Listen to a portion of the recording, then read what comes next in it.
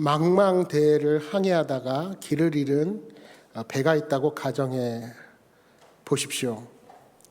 요즘이야 배 안에 온갖 첨단 전자 장비들이 있어서 길을 잃을 일이 없겠지만, 예전에는 배가 폭풍을 만나 길을 잃고 바다 가운데 떠돌게 되는 경우가 있었습니다. 그때 누군가가 정확한 지도를 통해 항로를 알려준다면 그 지도는 단순한 종이 조각이 아니라 생명을 살리는 귀한 도구가 되었을 것입니다. 그리고 그 지도를 건네준 사람의 마음이 얼마나 애틋하고 간절했을지 미루어 짐작할 수가 있습니다. 이스라엘 백성들은 광야를 지나며 불안하고 막막한 오랜 시간을 보냈습니다. 그때 하나님께서는 절기라는 은혜의 지도를 그들에게 주셨습니다. 이 절기들은 그저 지켜야 할 규칙이 아니었습니다. 광야에서 방황하는 그들에게 하나님께서 어떻게 함께 하셨고 앞으로도 어떻게 인도하실지를 보여주는 지표가 되었습니다.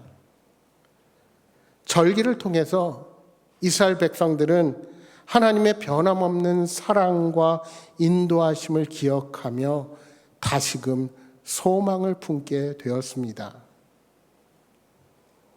이미 레위기 23장에서 약속의 땅에 들어가서 지켜야 하는 절기들에 대한 가르침이 주어집니다. 다만 본문이 있는 민수기 28장과 또 민수기 29장에는 매일, 매주, 매월의 제사에 대한 가르침과 연결하여서 한 해의 각 절기마다 어떻게 얼마나 하나님께 드려야 하는지 비교적 자세히 설명하고 있습니다. 이런 절기를 구약의 백성들은 하그라고 불렀습니다. 이 하그는 히브리어로 기뻐하다, 춤추다라는 의미를 가지고 있습니다. 영어로 말하면 페스티벌 내지는 feast, 명절이나 축제를 뜻합니다. 매년 지켜야 할 절기, 축제로서 이스라엘은 7대 절기, 유월절, 무교절, 초실절, 오순절, 나팔절, 속죄일, 초막절로 레위기와 민수기 말씀을 통해 이 절기들이 자세히 소개됩니다. 이런 모든 절기의 핵심에는 여호와 하나님을 향한 감사의 교훈이 그 핵심을 이루고 있습니다. 그리고 무엇보다 우리에게 중요한 것은 한 걸음 더 나아가서 이러한 절기들이 오늘 우리 교회의 관점에서 어떤 의미가 있는가 하는 것을 바라보는 것입니다. 이러한 절기들이 오늘을 사는 우리에게 어떤 의미가 있을까요? 이는 이스라엘 백성들이 간절히 기다리던 메시아, 바로 예수 그리스도의 사역에 초점이 맞춰져 있다는 것을 우리는 신약 성경을 통해서 발견하게 됩니다. 하나님께서는 이스라엘 백성들이 오랜 광야의 삶을 살면서 잃어버리기 쉬운 것이 무엇인지 너무나도 잘 알고 계셨습니다. 그것이 무엇일까요? 그것은 진정한 삶의 기쁨이었습니다. 모세가 하나님의 계명을 받기 위해 시내산 정상에서 40일을 밤낮으로 머물게 되었습니다. 산 밑에서 모세가 내려오기를 기다리던 백성들은 오랜 시간 모세에게 소식이 없자 술렁이기 시작합니다. 광야에서 오도 가도 못하는 미아 신세가 되는 것은 아닌지 몹시 불안해하고 염려하며 걱정을 하게 된 것입니다. 그리고는 제사장 아론에게로 우르르 몰려가서 아우성을 칩니다. 여러분, 그들의 요구가 무엇입니까? 이스라엘을 위하여 인도할 신을 만들라는 겁니다. 이스라엘 백성들은 자신들의 눈앞에서 모세가 사라지게 되자 그를 대신하여 눈에 보이는 또 다른 인도자로 자신들의 신을 만들기 원했습니다. 그들은 400년이 넘는 기간 동안 노예로 있던 애굽을 탈출하여서 여기까지 인도하신 하나님의 역사를 망각하고 우상을 만들어서 섬기던 옛 시절의 생각들이 생각나게 된 것입니다. 더군다나 이를 반대하고 야단을 쳐야 할 제사장 아론이 거세지는 이스라엘 백성들의 요구 앞에서 그들의 주장을 그대로 받아들이고 말았다는 것입니다. 아론은 금고리를 모아서 녹여서 커다란 형태로 송아지 형상을 만들고 너희를 애굽 땅에서 인도하여 낸 너희의 신이라고 선포하는 어이없는 일이 발생하고 만 것입니다. 그런데 여러분, 출애굽기 32장 말씀에 보시면 그들은 금송아지만 경배한 것이 아닙니다. 출애굽기 32장 17절 이하 19절의 말씀을 보십시오. 여호수아가 백성들의 요란한 소리를 듣고 모세에게 말하되 진중에서 싸우는 소리가 나나이다. 모세가 이르되 이는 승전가도 아니요 패하여 부르짖는 소리도 아니라 내가 듣기에는 노래하는 소리로다 하고 진에 가까이 이르러 그 송아지와 그 춤추는 것들을 보고 크게 노하여 손에서 그 판들을 산 아래로 던져 깨뜨리니라. 당시 이집트는 다산의 상징으로 아피스라는 황소의 신을 숭배하고 있었습니다. 그들은 그 제사의 자리에서 음란한 행위를 하고 춤을 추고 뛰노는 것이 바로 그들의 제사 풍습이었습니다. 그러니까 이스라엘 백성들은 모세가 자리를 비운 틈을 타서 하나님을 멀리하고 과거 노예 시절의 관습에 따라 쾌락을 쫓아서 타락한 제사를 드리게 되었던 것입니다. 여러분, 참신이신 하나님을 멀리하고 인간의 즐거움을 위해 즐기는 잔치와 제사는 쾌락에 빠져서 타락의 자리로 빠지게 되어 있습니다. 죄인인 인간의 욕심으로 추구하는 기쁨과 즐거움은 그것이 자신의 욕심과 자신의 이기심으로부터 온 것이기에 결코 그 끝이 좋을 수가 없는 것입니다. 여러분, 만약 하나님 없이도 살아갈 수 있고 많은 재물을 소유하고 명예와 권력을 내 마음대로 누리고도 참 만족과 기쁨을 얻을 수 있다면 왜 그렇게 많은 사람들이 그 소유한 것 때문에 인생이 더 불행해지고 심지어 목숨까지 끊는 일이 발생하게 될까요? 그렇게 세상의 재물과 많은 것들을 쫓아서 살아가지만 그 인생들이 행복하게 다 끝나지 않는다는 것입니다. 왜요? 거기에는 참 만족과 기쁨이 없기 때문입니다. 하나님께서는 천지를 창조하시고 인간을 만드신 후에 에덴 동산에서 함께 거하시면서 보시기에 좋았다라 말씀하셨습니다. 그런데 문제가 어디서부터 왔습니까? 하나님과 함께하는 데서 누리는 참 만족과 기쁨이 있음에도 불구하고 사탄의 꿰매 빠져서 마치 더 큰 기쁨과 즐거움, 그 모든 것을 얻을 수 있는 양 착각했던 것이 인간의 문제였습니다. 범죄한 아담과 하와는 내가 어디 있느냐 하는 하나님의 소리를 듣고 하나님의 낯을 피하여 동산 나무 사이에 숨었습니다. 여러분, 우리에게 참 기쁨과 만족을 가져다 주는 것은 하나님과 함께 할 때 가능합니다. 그러나 인간은 죄로 인해 참 기쁨을 주시는 하나님과의 관계가 단절되고 말았습니다. 결국 하나님은 이스라엘 백성들에게 절기를 주시면서 제사를 통해서 하나님께 더 가까이 나아가고 거기에서 영적인 의미를 깨달으며 참 기쁨과 감사의 은혜를 알도록 교훈하고자 하신 것입니다. 오늘 우리가 함께 본 말씀에서는 16절에서 25절까지 유월절에 대해서, 그리고 이어서 26절 이하 31절까지는 7절이 소개되고 있습니다. 여러분이 잘 아시는 것처럼 유월절은 이스라엘 백성들이 이집트에서 해방된 것을 기념하는 날입니다. 하나님의 심판이 이집트의 모든 초태생들, 장자에게 임할 때 하나님의 명령하심에 따라 어린 양을 잡고 그 피를 좌우 문설주와 임방에 바른 집에는 심판의 천사가 그 집을 넘어가리라 하고 약속하셨습니다. 그런 의미에서 유월절은 구원의 날이요 해방의 날이었습니다.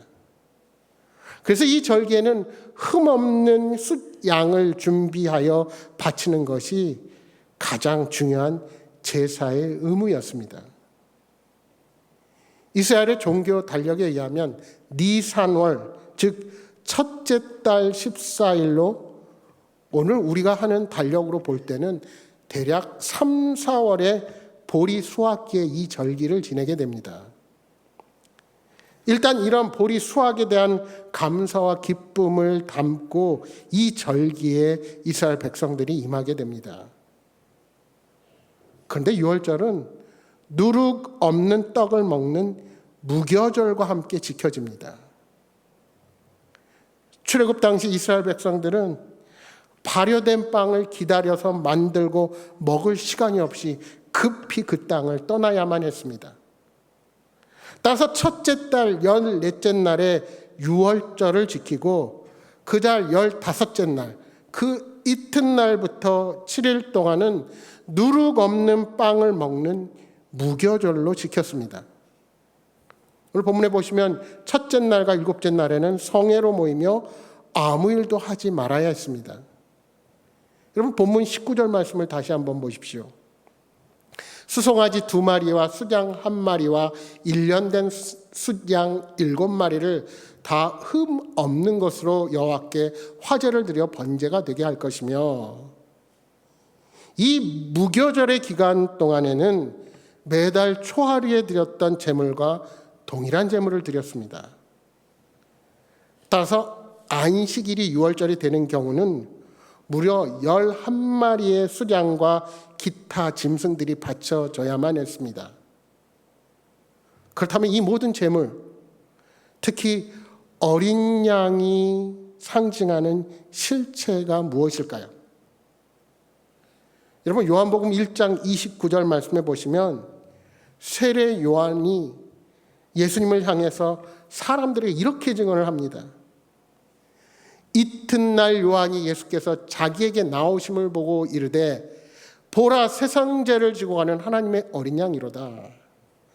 예수님을 향해 세상 죄를 지고 가는 하나님의 어린 양이라고 선포합니다. 여러분 이것이 무엇을 의미할까요? 유월절 절기의 핵심은 단순히 이스라엘 백성들이 이집트에서 구원을 한 것 그것뿐만이 아니라 우리의 속죄 양으로 오실 예수님의 피 흘리심, 즉 저와 여러분의 구원을 예표하는 사건임을 말씀하고 있는 것입니다. 그러면 여러분 왜 유월절과 무교절은 또 구분할까요? 여러분 엄밀히 말하면 유월절은 딱 하루로 끝납니다. 그리고 그 이튿날부터 7일간은 무교절로 지냅니다. 그들은 누룩 없는 떡, 즉 물과 밀가루로만 만드는 소위 마짜라는 그 떡을 먹으면서 한 주간을 지냅니다. 이 기간은 누룩 없는 떡을 먹는 기간일 뿐만 아니라 집안에 있는 누룩을 제거하고 없애야 하는 기간이기도 했습니다. 여러분 누룩은 성경에서 죄나 악을 상징합니다. 그래서 바울 사도는 고린도전서 5장 6절 하반절부터 7절에 이렇게 말씀합니다. 적은 누룩이 온 덩이에 퍼지는 것을 알지 못하느냐? 너희는 누룩 없는 자인데 새 덩어리가 되기 위하여 묵은 누룩을 내버리라. 우리의 유월절 양 곧 그리스도께서 희생되셨느니라. 여기서 유월절은 하루로 끝나는데 무교절이 한 주간 내내 지속되는 이유를 알게 됩니다. 여러분, 저와 여러분이 예수 그리스도의 십자가 보혈로 죄 씻음을 받고 구원을 얻는 것, 그것은 단 한 번 한순간에 이루어지는 일입니다. 그러나 우리가 구원받음이 죄에서 용서함을 받음이지 이 땅을 살아가는 동안 우리가 죄와 없는 사람으로 살아가는 것을 의미하지는 않습니다. 그렇게 보는 사람들은 다 구원파입니다. 우리는 우리의 생명이 붙어있는 한 연약한 죄인으로 죄를 범하며 살아갈 수밖에 없는 존재들입니다. 우리는 아직도 세상 죄에 오염되고 죄를 퍼뜨릴 가능성이 있는 자들인 것입니다. 따라서 이스라엘 가정에서는 지금도 유월절이 시작되기 전부터 집안 청소를 샅샅이 합니다. 특히 부엌은 누룩이 들어있는 음식이 남아있지 않도록 깨끗하게 정리한답니다. 카펫 청소를 하고 옷과 침구, 커튼 세탁을 대대적으로 합니다. 또한 유월절 전날 저녁에는 온 가족이 촛불을 켜들고 집안 구석구석을 살피면서 혹시라도 남아있을 빵 부스러기, 과자 부스러기 등 누룩이 든 음식물, 찌꺼기를 찾아 완전히 제거한다고 합니다. 그러면 이것이 신약시대를 사는 우리에게 어떤 의미로 다가올까요? 예수 그리스도의 피로 구원받은 우리들이지만 세상을 살아가는 동안 우리는 계속해서 이 죄의 유혹과 싸우며 정결하고 거룩한 삶을 위해 노력하며 살아가는 존재들입니다. 늘 쉽게 우리 일상의 침투에 들어오는 죄와 더불어 싸우며 그 죄를 제거하며 살아야 합니다. 그리하여 죄에서 지켜주시는 하나님의 은혜에 감사하는 저와 여러분이 되어야 합니다. 여기 18절과 25절 말씀해 보시면 하나님은 무교절 첫날과 마지막 날에 성회로 모이면서 안식일처럼 아무 일도 하지 말라고 말씀합니다. 오직 구원의 은혜를 기억하며 거룩한 예배에만 집중하라는 겁니다. 이는 안식일의 의미처럼 생계를 위한 노동으로 인해서 구원의 은혜를 퇴색시키지 말라는 의미가 포함되어 있습니다. 먹고 사는 것조차 하나님의 주관하심을 생각하면서 성에만 집중하길 원하는 우리 하나님의 마음이 그 안에 담겨 있는 것입니다. 여러분, 저와 여러분이 하나님께 온전한 헌신의 예배를 드릴 때 하나님은 반드시 우리의 생계를 책임져 주시고 모든 필요를 공급해 주실 것입니다. 따라서 우리는 그 구원의 은혜를 늘 생각하며 감사를 드리는 자들이 되어야 합니다. 계속되는 26절의 77절은 히브리어로 샤부옷이라고 하는데 영어로 표기하면 대문자 W를 써서 weeks입니다. 그러니까 주들, 정확히 말하면 Feast of Weeks, 그래서 주들의 절기가 바로 77절인데 유월절 이후에 7주를 세워 맞이하는 절기, 헬라어로는 펜테코스테, 5번의 열흘이라는 의미가 있습니다. 그래서 이것이 영어에서는 펜테코스트, 오순절이다 하는 말로 쓰이게 되었습니다. 77절은 보리 수확의 처음 단을 바치는 초실절, 이것이 무교절과 같이 시작되는데요. 무교절 시작 다음 날부터 50일이 되는 날, 그것이 바로 77절, 7 곱하기 7, 49일에다 하루 더해서 50일입니다. 그래서 다 자란 밀과 보리를 수확하는 시기고 그때 첫 열매를 드린다 해서 맥추절이라고 부르기도 합니다. 정리해보면 77절, 맥추절, 오순절 똑같은 절기입니다. 중요한 것은 무엇으로 불리든 이날 처음 익은 열매를 하나님께 드리는 것입니다. 하나님은 곡식의 첫 수확을 하나님께 바치도록 명령하신 것입니다. 여러분, 우리 한국교회 전통도 이러한 하나님의 마음을 본받아서 한 해의 절반이 되는 시기에 맥주 감사절로 하나님께 감사의 영광을 돌리게 되었습니다. 풍성한 수확이 하나님께서 은혜를 베푸신 결과임을 첫 열매와 함께 드리는 것입니다. 그렇습니다. 하나님의 은혜가 아니라면 풍성한 수확을 얻지 못합니다. 아무리 수고하고 땀을 흘려도 하나님이 허락하지 않으시면 아무것도 누릴 수 없습니다. 따라서 처음 익은 열매를 드리는 것은 내 삶의 모든 주권이 하나님께 달려있다는 고백이기도 합니다. 근데 이 26절에 이날에 새 소재로 드릴 때에도 성회로 모이고 아무 일도 하지 말라고 말씀하는데 그 소재, 그 곡식의 제사에 관해서는 레위기 23장 17절에 이렇게 기록하고 있습니다.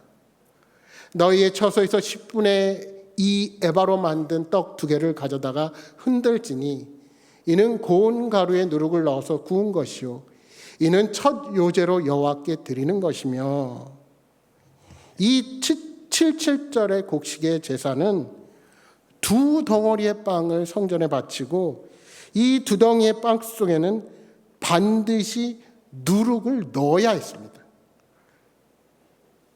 우리 6월절 무교절에는 누룩을 넣지 않고 여기는 2 덩이의 빵에 누룩을 꼭 넣어야 합니다.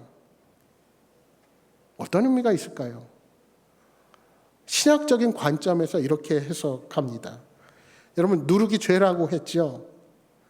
하나님께서 불완전한 죄인인 유대인과 이방인을 오순절의 교회 공동체 안에서 하나 되게 하신 예표라는 것입니다. 어떻게 이런 해석이 나올 수가 있을까요? 6월절에 어린 양이신 예수님께서 부활하신 후에 승천하시기 전에 제자들에게 나타나셔서 하나님 나라의 일을 말씀하셨습니다.